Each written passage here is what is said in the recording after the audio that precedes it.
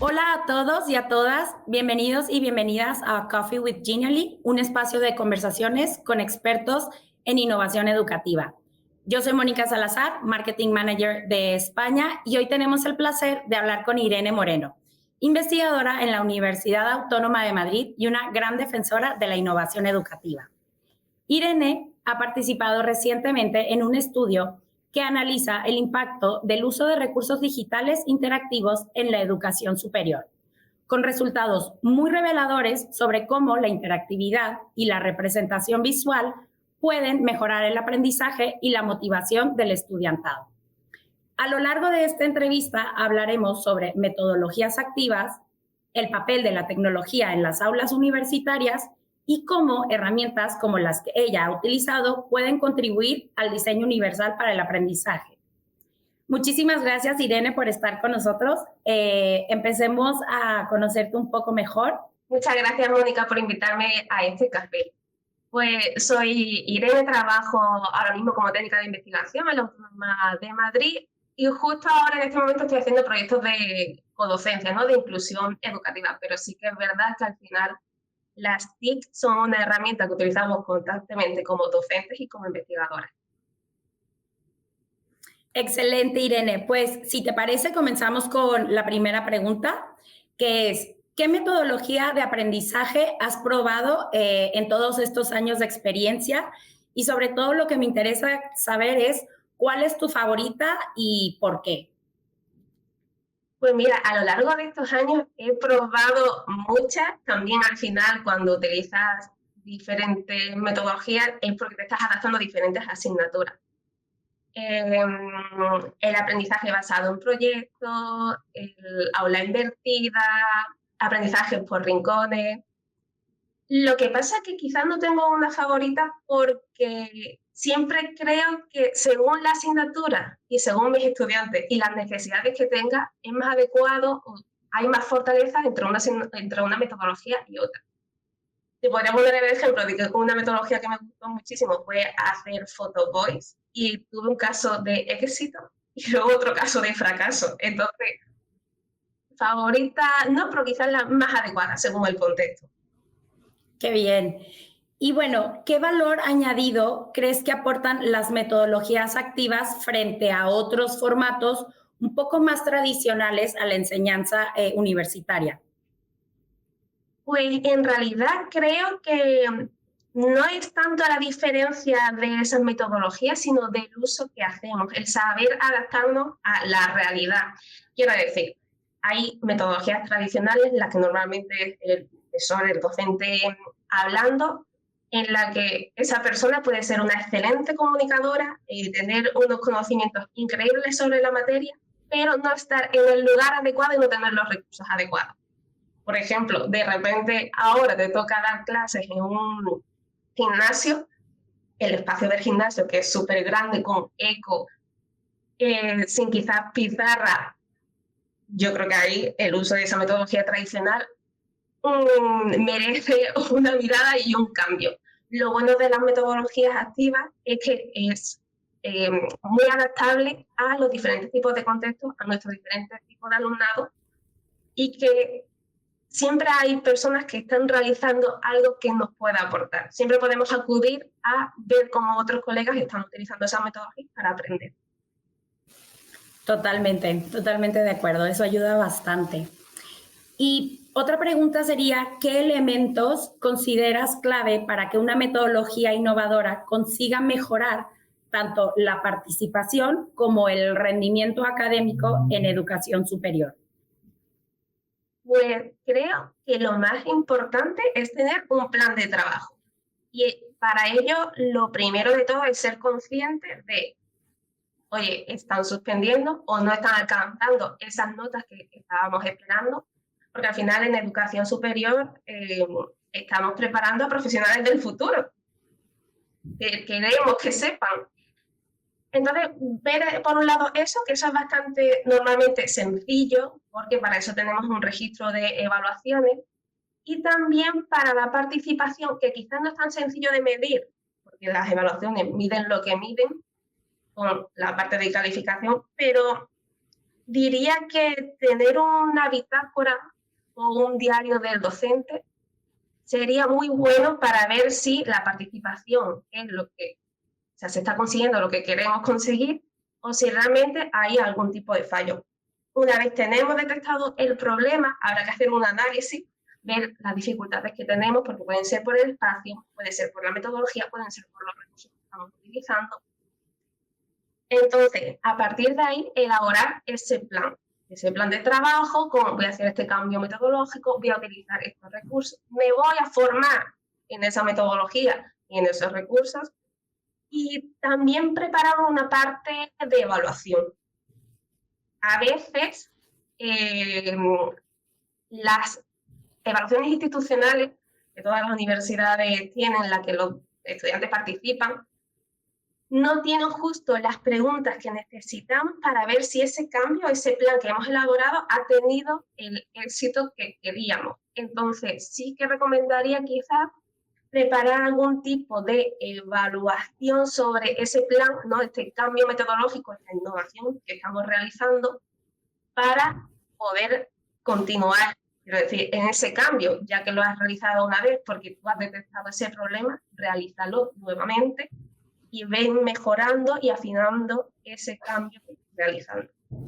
Entonces, para mí clave es ese plan de trabajo, también la conciencia, ser consciente de que estamos trabajando para algo y no perdernos, porque creo que algo que cometemos como error y sin querer, porque a veces no somos conscientes, es que hacemos una dinámica, utilizamos una dinámica y el valor pedagógico se pierde porque se está ganando el valor lúdico, que es genial lo lúdico, pero que lo pedagógico no se pierda. Entonces hay que ser consciente de eso.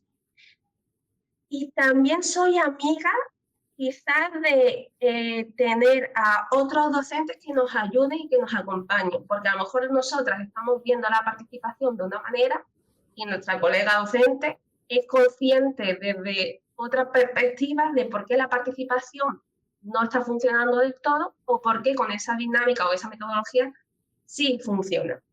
Entonces diría plan de trabajo, ser consciente y crítico y tener un acompañante. Totalmente. Al final el feedback siempre viene muy bien y sobre todo de otra colega que también está en las mismas, ¿no? Y bueno, Irene, estuvimos viendo desde Genially que hace unos meses participaste en un estudio centrado en el uso de recursos digitales interactivos en el aula universitaria. ¿Nos podrías contar un poco en qué consistió el estudio y cuáles fueron sus principales hallazgos? Pues mira, justo ese estudio es la publicación de algo que se hizo, de una innovación que se llevó a cabo en la Universidad Autónoma de Madrid. Creo que el punto principal de aquí, que esto lo comentábamos antes, es la formación.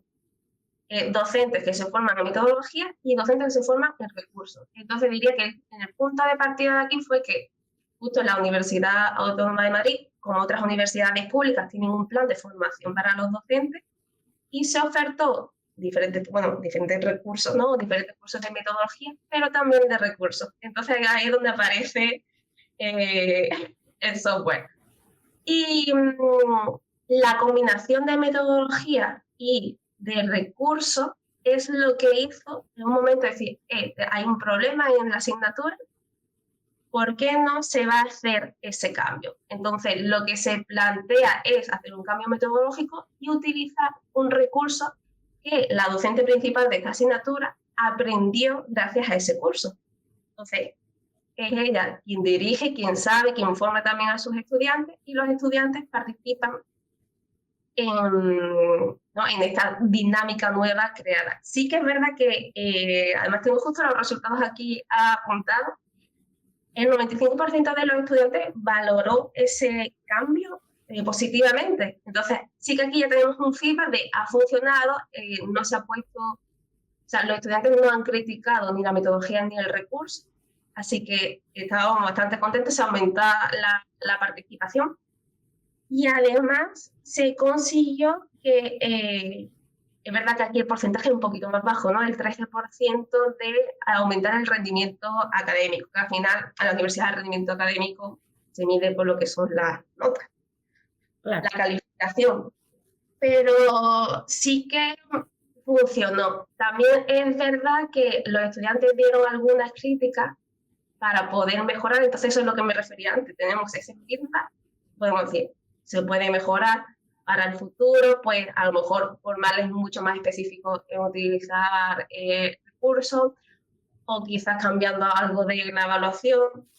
La pena es que es verdad que en la universidad funciona un poco distinto a lo que es la educación secundaria o primaria, que las asignaturas son muy cortas, son por trimestre, cuatrimestre o semestre, depende de la universidad, y claro, cambias de estudiantes constantemente. Al año siguiente tienes otra vez tercero, no tienes ese feedback continuo de los cambios, y si es una optativa, como era en este caso, en la que no hay número matriculado alto, no se oferta y no se puede replicar, no se puede continuar. Pero bueno, estos resultados igualmente yo creo que son buenos porque lo que hablábamos también de compartir, ¿no? Si yo quiero llevar a cabo un cambio metodológico y tengo un recurso en el que me he formado, si hay un artículo publicado en el que otros colegas docentes de otra universidad o de mi misma universidad, pero de otra asignatura, lo han llevado a cabo, puedo fijarme, puedo ver cuáles han sido sus éxitos y también quizás sus, no llamémosle fracasos, sus puntos débiles, para yo llevarlo a cabo en ese plan que iba a establecer y también hacer mejoras. Entonces, creo que como punto de partida es bastante interesante. Totalmente, además 95% para mí es un número bastante alto. Y Irene, por ejemplo, en tu experiencia, ¿cómo pueden este tipo de recursos contribuir a los principios del diseño universal para el aprendizaje? Especialmente en lo relacionado con la representación de la información. No sé si tengas algún ejemplo en concreto que puedas compartir. Pues me encanta esta pregunta porque desde 2024 se hizo una renovación, ¿no?, del DUA, el CAS ya salió, también está ya la traducción al castellano, y es que al final los tres principios del DUA, que es bien uno es de representación que comentaba, el de formas de acción y expresión y el de compromiso, con este tipo de recursos yo creo que se fomenta bastante el poder llevarlos a cabo de forma exitosa. Y me explico, sobre todo con el de representación.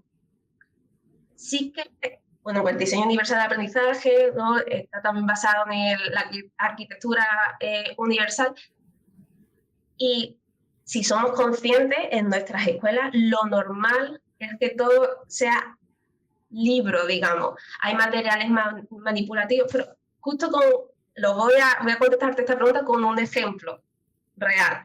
O sea, si al final, bueno, yo tengo este cuento, ¿no?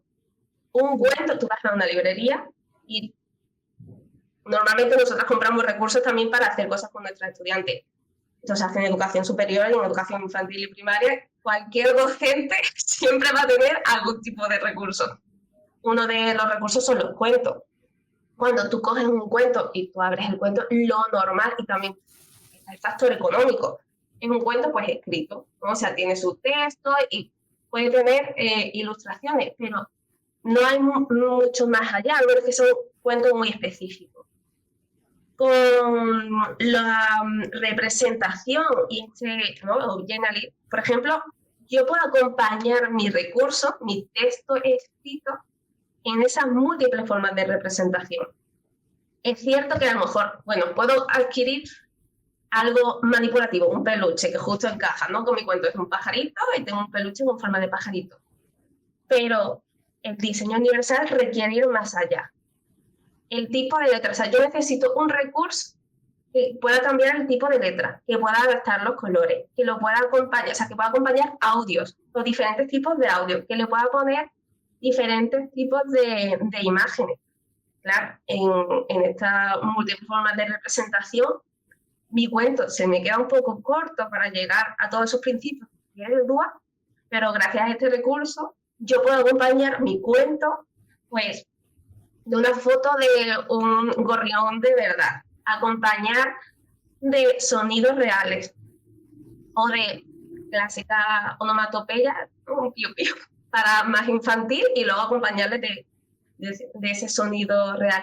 Enseñarles fotos de los árboles de verdad, porque claro, o sea, este árbol pintado, o sea, yo no lo voy a reconocer si voy por la calle y al final es un animal que está en mi medio. Adaptar el tipo de letra, o sea, eso es súper importante, porque al final si queremos también acompañar a nuestros estudiantes con dificultad visual, si no adaptas el tipo de letra, y este recurso me deja hacer la letra más grande, me deja elegir una que no tenga muchas florituras y utilizar la más parecida a la que recomienda el CAS.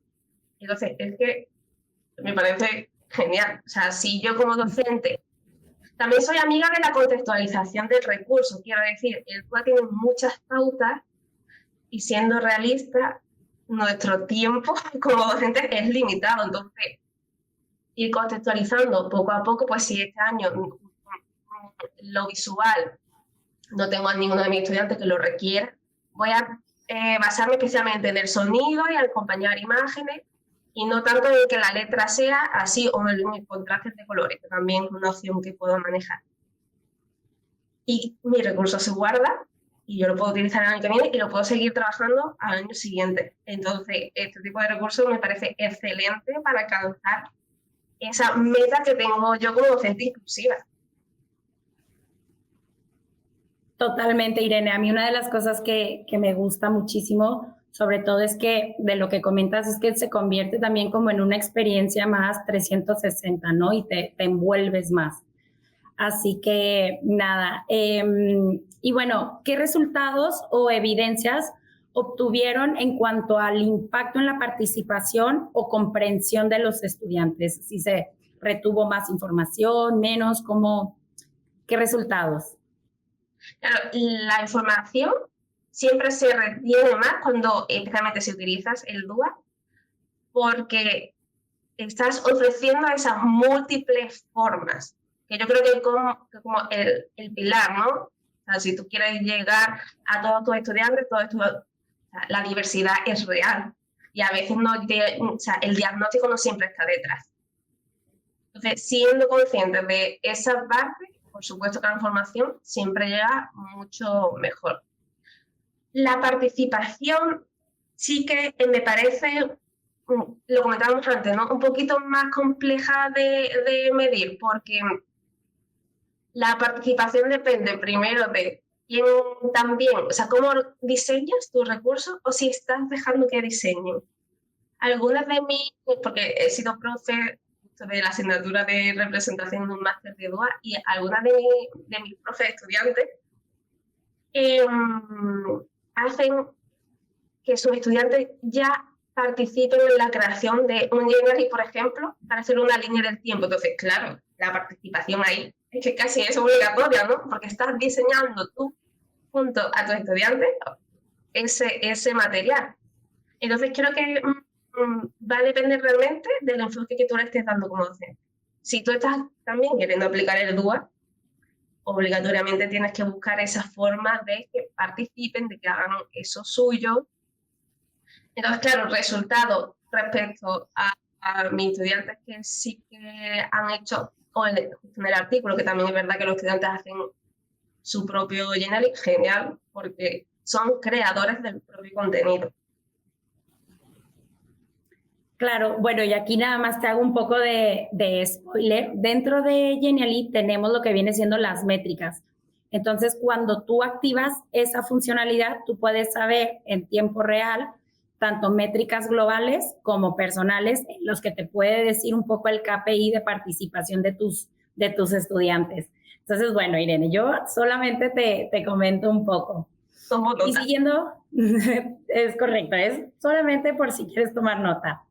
Y bueno, sí, continuando con la siguiente pregunta, aquí voy a entrar un poco en debate, ya que hay muchísimo debate sobre la inserción de la tecnología en las aulas. A mí me gustaría saber cuál es tu opinión dentro del ámbito universitario. Aquí no sé si entro un poco en debate o no. A ver, que yo como docente no concibo mis clases sin al final las TIC, porque realmente incluso cuando yo era estudiante, ya hace unos cuantos años, yo ya utilizaba las TIC para aprender. Lo que sí quizás me parece clave es el uso de las TIC para lo que queremos hacer. Y me explico. Con lo que hablábamos antes, lo voy a unir de esas metodologías más tradicionales. Claro, tú puedes usar las TIC, sustituir una pizarra y hacer una presentación con TIC, y sí, estás utilizando las TIC, pero el cambio real no es grande, que a lo mejor se ve mejor, que a lo mejor adaptas mejor el tipo de letras si eres de las personas que escriben, bueno, de personalidad escribiendo, pero creo que en el mundo en el que estamos ya no hay vuelta atrás y ha llegado la IA, entonces, ¿cómo no voy a utilizar las TIC? ¿Cómo no voy a enseñar a mis estudiantes, que son futuras docentes, a ser críticas con el uso, a aprender a cómo las TIC pueden ser un apoyo, por ejemplo, para el dual? Entonces, para mí es esencial, pero a la vez que nosotras docentes de educación superior seamos críticas y enseñemos a utilizar con crítica, enseñemos a utilizar estos recursos con esos factores positivos, pero también, oye, si hacemos las cosas mal, puede pasar también esto. Y yo creo que también lo bueno de aquí es que hay muchos grupos de investigación en la Universidad Autónoma de Madrid, en la Universidad de Málaga, en la Universidad de Murcia, y son especialistas en TIC, y yo nunca he leído algo en contra de usar las TIC en educación superior. Entonces, sin querer yo pisar el ámbito a mis colegas especialistas, yo creo que tenemos que ser profes de educación superior, que sepamos usar las TIC y que sepamos enseñar a cómo usar las TIC. Totalmente de acuerdo, Irene. Yo opino igual que tú. Y eso que no soy docente, pero ahora en el 2025, pero bueno, igual se respeta. Y bueno, Irene, ¿crees que herramientas como tipo Genially favorecen la autonomía y la creatividad del estudiante en su propio proceso de aprendizaje?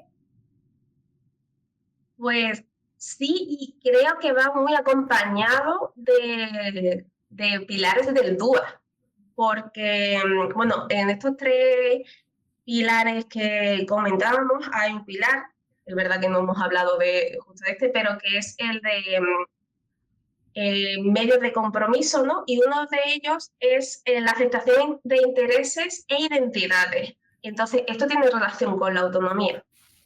Si nosotros queremos que nuestros estudiantes también, ¿no?, en esa perspectiva dual, cumplan con este paso, este pilar, porque no vamos a usar las TIC. Y no vamos a usar Genially. Si nos deja, es compatible con los medios de representación y además con la parte del propio aprendizaje de esta creatividad, hay otro pilar que es la de la capacidad emocional y expectativa. Entonces, sabiendo nosotras, porque para mí esto era como súper importante, la formación, con Genially podemos fomentar eso. Si nosotras sabemos, o sea, yo con un papel en blanco y colores fomento la creatividad, pues si lo dejo así, ¿no? Igual que si yo hago con Genially algo así, pues quizás no. Entonces, si nosotras somos conscientes de las potencialidades de este recurso, es que estamos cumpliendo con todos estos pilares del DUA que tienen relación también con esta parte de autonomía y creatividad. Yo creo que sí, pero tenemos que ser docentes formadas. Total, totalmente. Irene, y ya para terminar este Coffee with Genially, ¿qué aprendizajes te llevas como docente tras haber implementado esta innovación educativa con Genially? O sea, aquí te puedes tomar tu tiempo, puedes pensarlo, pero, ¿sabes? Como el aprendizaje que te llevas.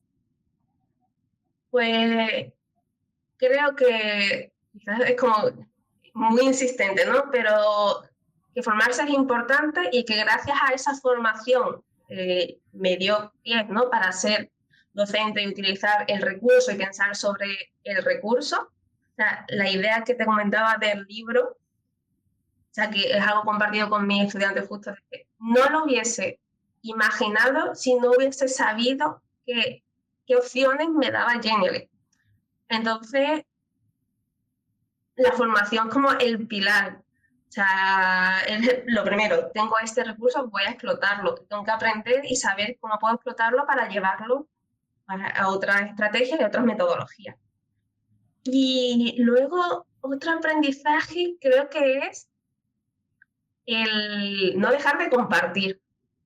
Y este aprendizaje es mucho más reciente porque yo creo que antes yo hacía siempre pues, mis recursos con Genially como para mí. Pero este año con otra profe hicimos alianza y ella preparó un trivial para repasar con los estudiantes conceptos del DUA y me lo compartió, lo pude ver, pude pensar. Entonces, gracias a ver, al ver esa estrategia que había preparado mi compañera con ese trivia, que en realidad todos sabemos jugarlo, pero esa idea, ver cómo formulaban las preguntas, porque también es educación superior, yo entiendo que un trivial para primaria va a ser distinto, me hizo valorar el recurso compartido porque no estoy dejando de aprender de cómo el recurso puede ser tan versátil y cómo una sesión quizás más aburrida de repaso podemos hacer entretenida, atractiva y que incluso preparando el recurso o repasando, ¿no? En mi caso, viendo su pregunta, sigues aprendiendo. Entonces creo que me lleva eso, el formarse, el aprender compartiendo. Y bueno, al final el coffee quizá virtual, que es no paras de compartir porque también como docente, y esto es como lanzar una lanza de, o sea, los recursos creo que lo tenemos que compartir. Muchas veces estamos haciendo cosas muy parecidas. Al final, pues Genially, por ejemplo, lo utilizamos muchísimas personas y tenemos recursos que podríamos ahorrarnos porque solamente es adaptarlo o mejorarlo o incluso ideas que no se te habían ocurrido simplemente porque no la hemos terminado de compartir, tenemos vergüenza de que vean nuestro Genially cuando no pasa nada, cada uno también tiene su estilo y eso también es lo atractivo de Genially, que conserva, ¿no? ese estilo propio, ese uso de colores. Entonces creo que me quedaría también con eso. O sea, mi otro aprendizaje, hay que formarse y luego hay que compartir. Irene, pues me encantó tu aprendizaje y me parece súper interesante cuando hablaste sobre el trivia porque uno de lo que nosotros comentamos mucho es la importancia de la gamificación dentro del aprendizaje porque al final pues aprendes, te diviertes y la verdad es que retienes muchísima información y esto ya es algo mío personal. Dentro de Genially hacemos muchas reuniones muy triviales donde tienes que contestar, hay una competencia y la verdad es cuando más aprendo, cuando más me emociono y cuando realmente retienes más la información. Y algo bonito que también me gusta mucho ahora que hablas mucho de compartir dentro de Genially, bueno, además de plantillas, puedes utilizar lo que viene siendo lo reutilizable, ¿no? Entonces, por ejemplo, si tu compañera que hizo el trivia y te gustó, ella lo puede hacer reutilizable, tú te lo comparte y tú coger esa plantilla y cambiarlo, ¿no? Porque bueno, al final yo creo que la gamificación es un tema súper interesante, no solamente para la educación primaria o secundaria, sino para la educación superior y también sobre todo formación corporativa. Así que nada, Irene, me encantó tu aprendizaje. Muchísimas gracias por estar con nosotras y con nosotros. Me encantaría volverte a tener en otro Coffee with Genially, en otra edición, porque creo que tienes muchísima información, pero se nos está acabando el tiempo. Y nada, muchísimas gracias por estar y cualquier, no sé, estudio que vuelvas a sacar sobre esto, tenlo por seguro que te vamos a volver a invitar. Muchas gracias, Mónica. Ojalá nos veamos bien pronto. Claro que sí, Irene, pues muchísimas gracias y muchísimas gracias a todas las personas que estuvieron conectados y conectadas. Esto fue todo por hoy, Coffee with Genially. Y nada, tuvimos con nosotros a Irene. Muchísimas gracias. Hasta luego.